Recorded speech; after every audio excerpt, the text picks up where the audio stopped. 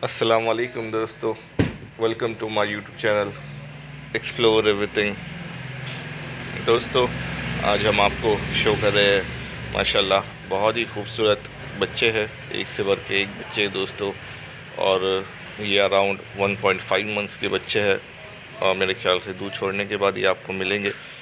आप एक बार कंफर्म कर सकते हैं कैसा क्या डिटेल्स है इनका दोस्तों। और ये पुणे गुड फार्म पे है, जिसका लोकेशन है जुन्नर, जो नियर बाय पुणे आता है दोस्तों। और मैंने जो नंबर दिया है ये बंटी भाई का नंबर है दोस्तों। इनका ये नंबर व्हाट्सएप पे अवेलेबल है। अगर वो कॉल नहीं उठा रहे तो आप उन्हें इस वीडियो का स्क्रीनशॉट निकाल के उन्हें व्हाट्सएप कीजिए, तो जैसे ही वो फ्री होंगे वो आपको रिप्लाई करेंगे दोस्तों। बच्चे माशाल्लाह बहुत ही अच्छे सोजत और हाइट पर मेल से क्रॉस के बच्चे हैं दोस्तों।